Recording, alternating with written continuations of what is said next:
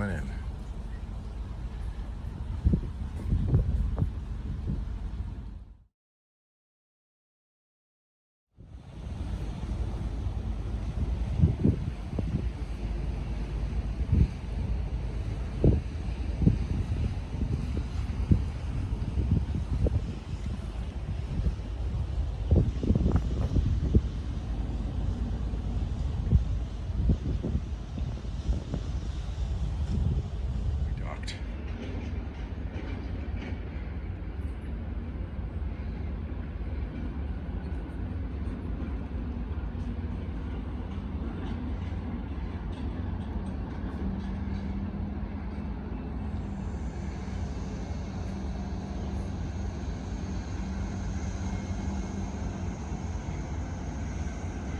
End of the journey.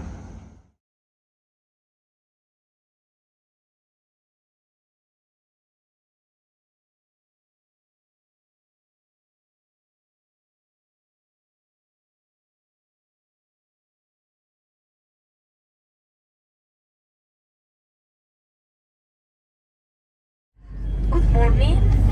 Good morning. Good morning, everybody. Buen día in Spanish. My name is Carol.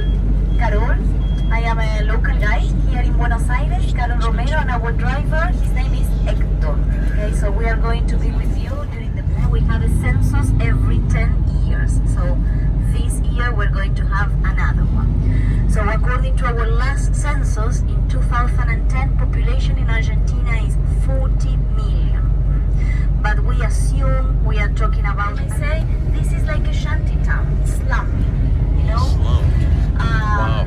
In Spanish, these places are called villas, you know, villas. Funny word to describe shanty towns or slums. We have many in the city and in the surroundings of the city as well. And this one is located, you know, very close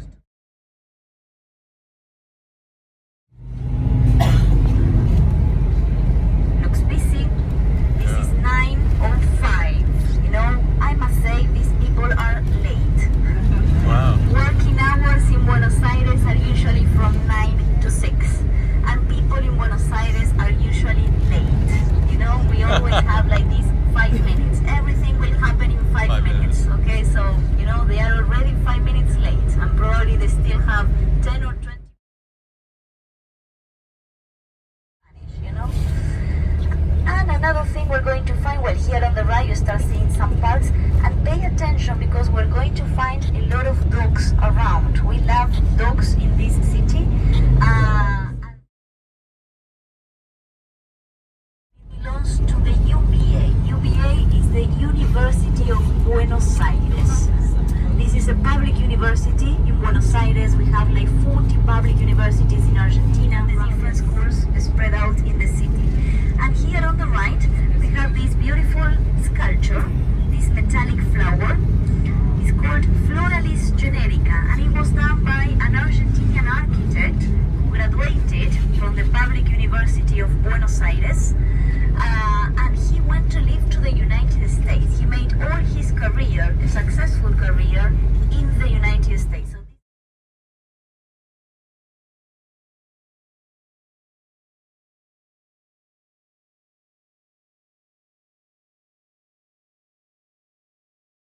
So this is Palermo. In Palermo we are also going to find these former private residences in the French style, most of them, that today they are embassies or residences of ambassadors.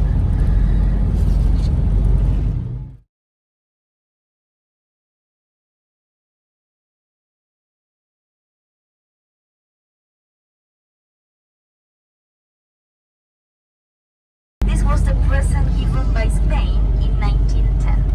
In 1910, when we were celebrating the centennial of the revolution date, this first step towards independence.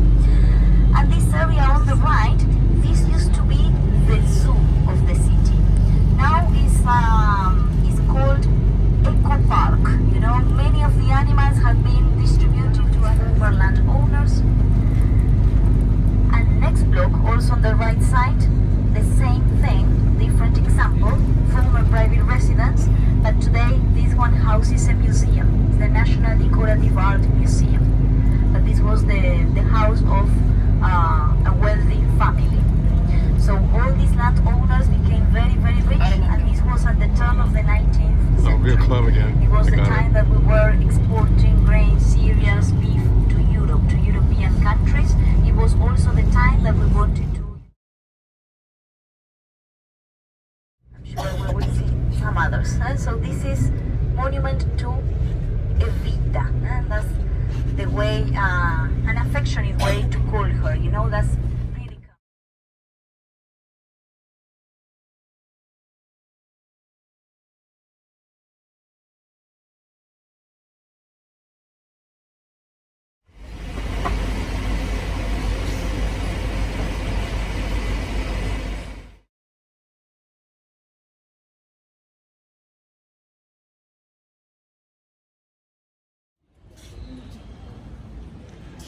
Neat.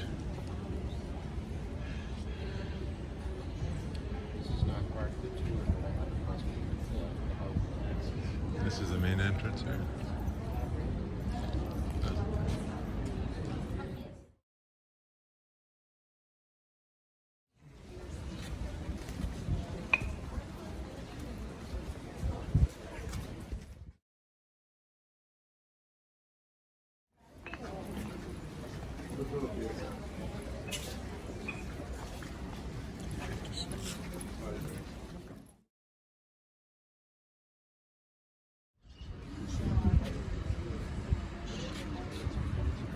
The pictures you want, and you turn left and left.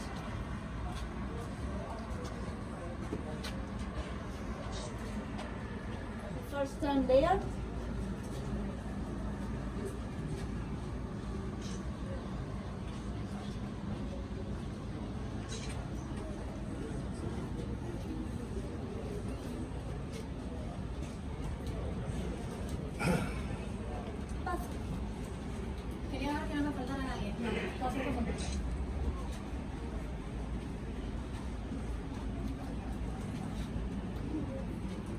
So this is the one. Familiar Wartner says on top.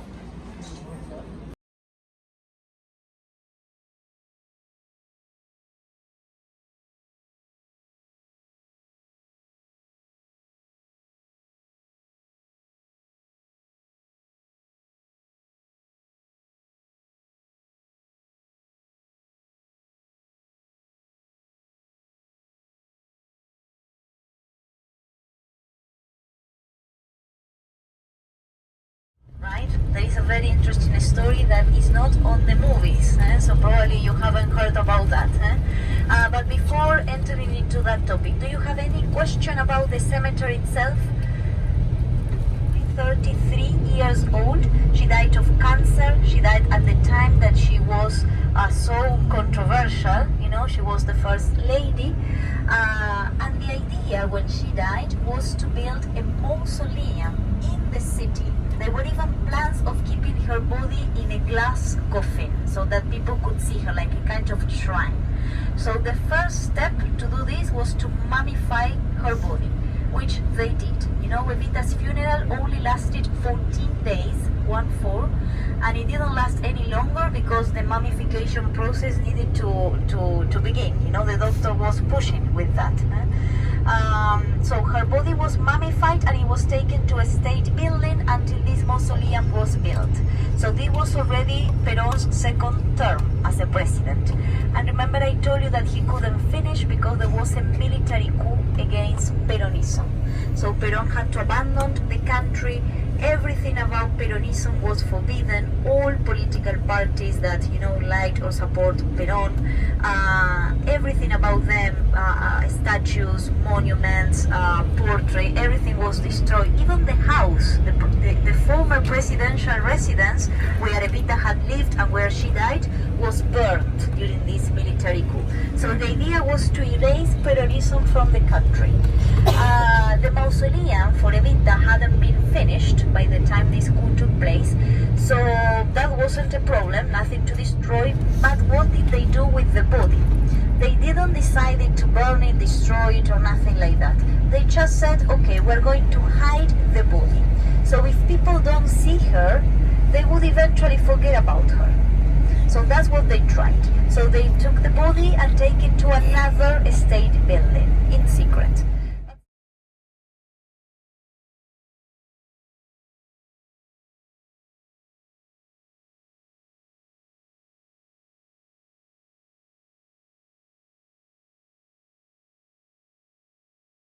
Enjoying that and having a break, but it's just to visit the place inside and spending some time.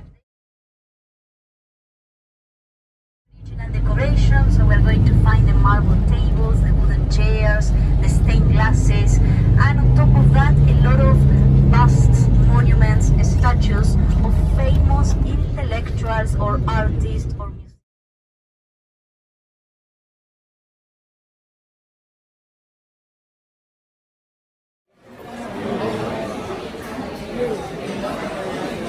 Fancy.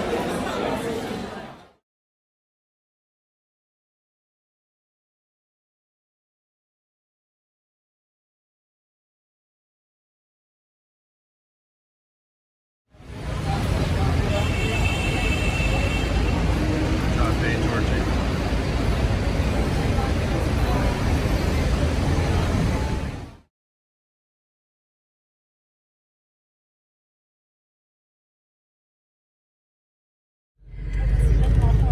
So, yes, look at Vita. On the left, can you see that building? That white building, that's a portrait of Evita. Vita, yeah. This is representing the last speech that she gave. That's why she is with the microphone. And by the way, this monument right here in this corner, this is to Don Quixote. Don Quixote de la Mancha, yes, which is mandatory reading.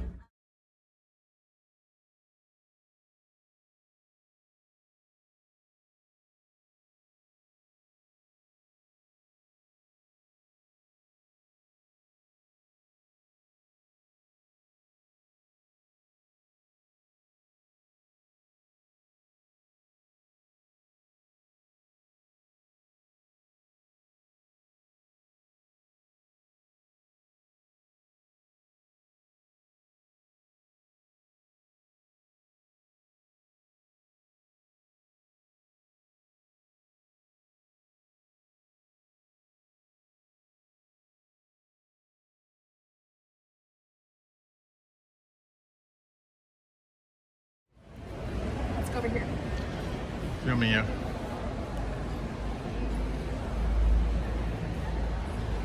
Neat.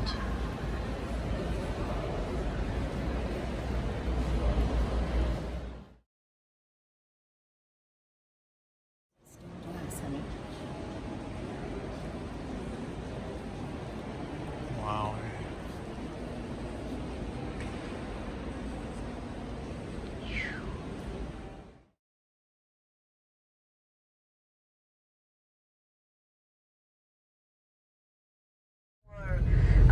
Let's say mines in general, and it's keeping generation after generation. It's like a big thing that we don't turn the page over, and we still have a lot of trials going. And behind the monument, across the square and the avenue, a building which also belongs to the public.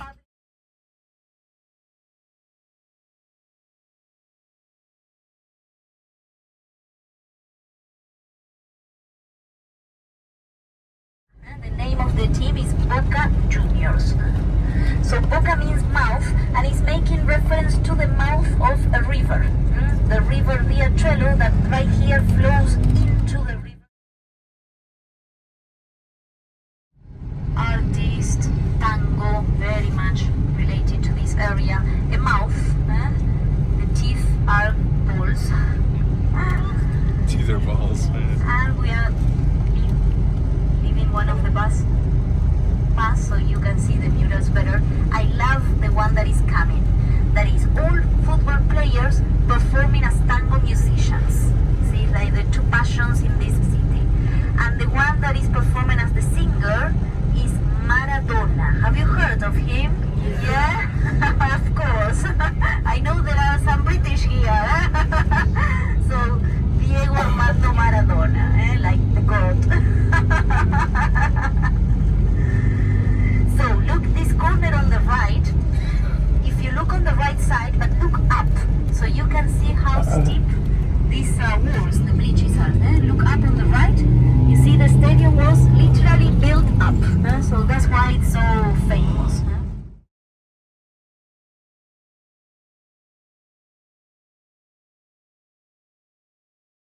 It has like a different intonation and accentuation. We mispronounce some sounds. For example, we say macho. It was the president himself that came here to destroy the flag in front of them, you know. Yes, there were a lot of anarchism here. That's how you say it, yeah, with Italians and all these parties and all that. But we still call the area like the Republic of La Boca. Today is also a place of immigrants.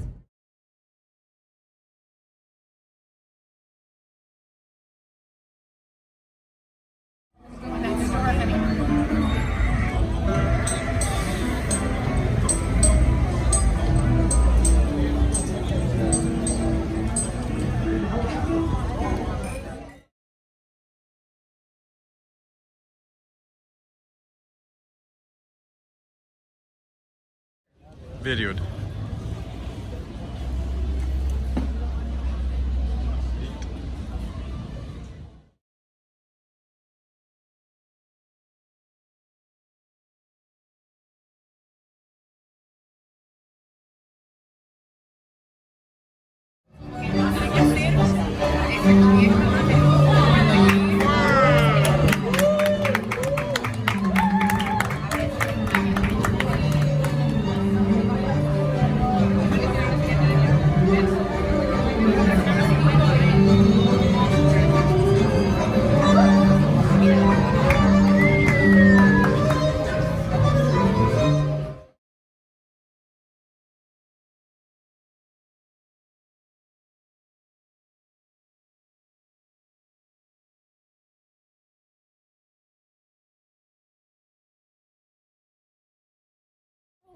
It's a butterfly.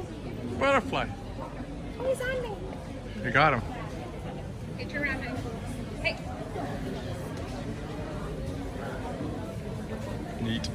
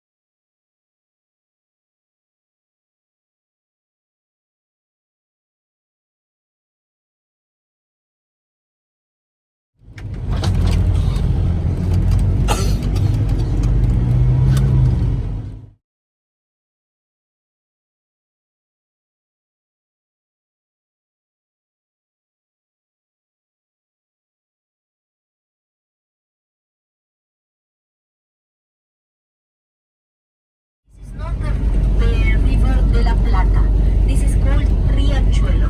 This river flows into the river de la Plata.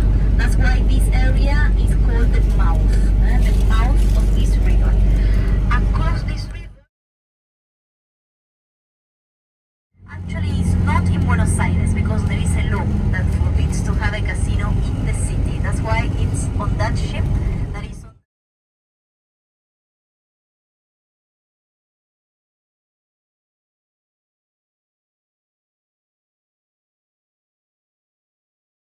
Like the more modern area, okay? All these high buildings here, that is like the residential area in Puerto Madero.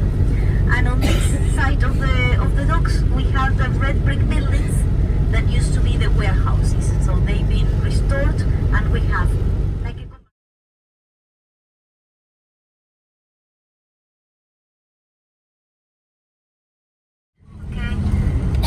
almost everything, but most of them are steakhouses or Italian restaurant because that's what we like eating. And this is the end of the first dock. You see we have bridges that you can go across the other side.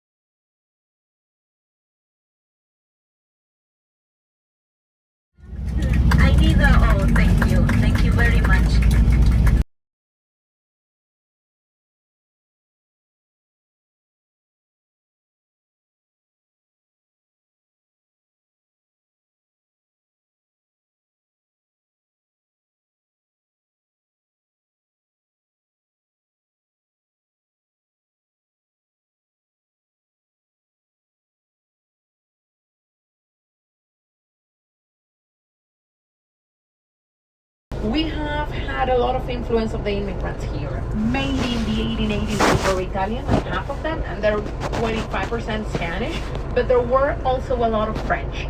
The French say, je m'appelle Laure. This is very hard for Argentinians to imitate, so we started to make it a sh, like shampoo or shower. Say, yo me llamo Laura. Yo me llamo Laura. So that's why our we have a very strong accent, and when we go abroad, they immediately know you're an Argentinian because you all the time. Sounds like Polish, yeah, but it's Spanish. And the other thing that is also different here, and who here speaks Spanish other than me? Oh, I have two people. In the second person singular, in normal Spanish, you say tú eres, but we change the tú to vos, and that changes the conjugation of every single verb. This has to do also with the Spaniards that arrived here. Also, because the Spaniards that came here, they were from Castilla. They didn't speak normal Spanish.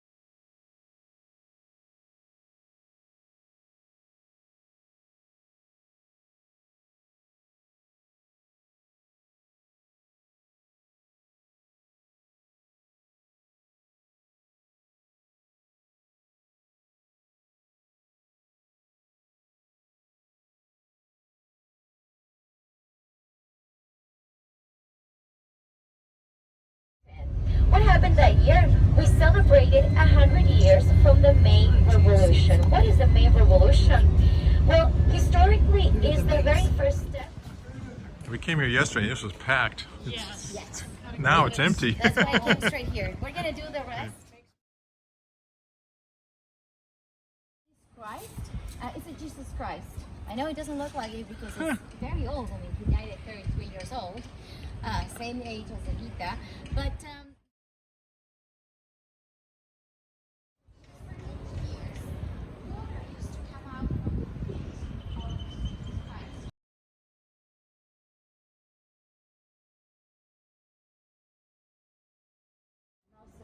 in this case, it's from Rufina Cambaceres. This is not a person that has done something in history like Evita or a president, but it's most about a legend, a myth here in the cemetery. If you are one of the lucky people that gets a spot in the 1 or 2 guided tours at night, you're probably gonna stop here because Rufina is one of the most well-known tombs here. She passed away when she was around 17, 18 years old on her birthday. And the legend says, and remember it's just a legend, that she wasn't really dead when they actually brought her here to the cemetery. That she unfortunately passed away inside her coffin. Now, how did we know that? Because like we talked about, there are caretakers that come here and they take a look and make sure everything's clean. So one of the caretakers came in here. They found out that the coffin was slightly moved and it was suspicious. Why? First, because they were worried that there's somebody might have come in and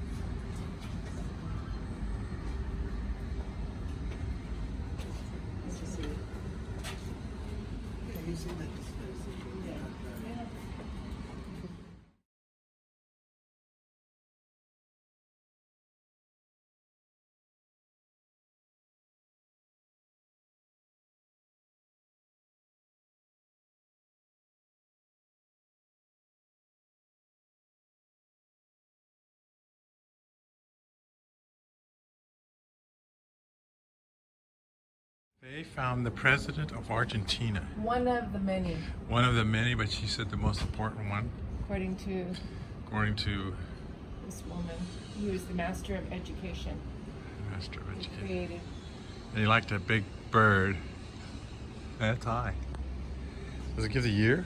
When he was, oh, is it over here? 1938. Wow. A lot of plaques here. It's probably all the things he did in his life. It's neat.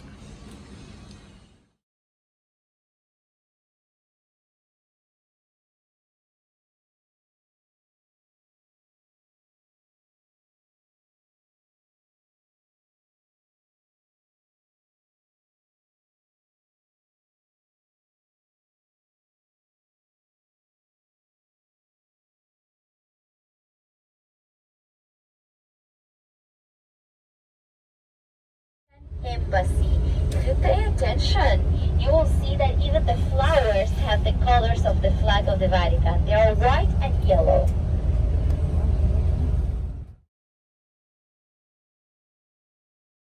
Destroyed to open the avenue that we are now. This is the 9th of July Avenue. The 9th of July is our Independence Day. The 9th of July of 1816 we declared embassies.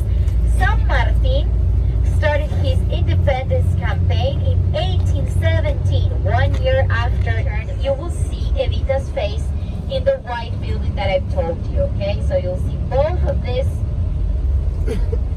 There is Evita, and on the right side, this white wall is the famous obelisk. We use regular paint, we still use that color. And now the official name of this palace is Pink House, Casa Rosada.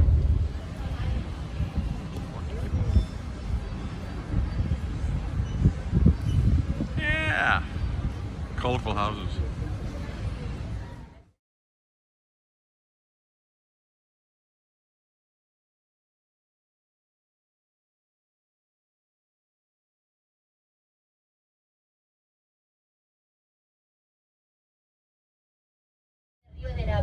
De la Plata River, because in other neighborhoods of the city, like Belgrano, in the north side of Buenos Aires, we also had a lot of floodings when the Sudestada wind came in and made the waters rise.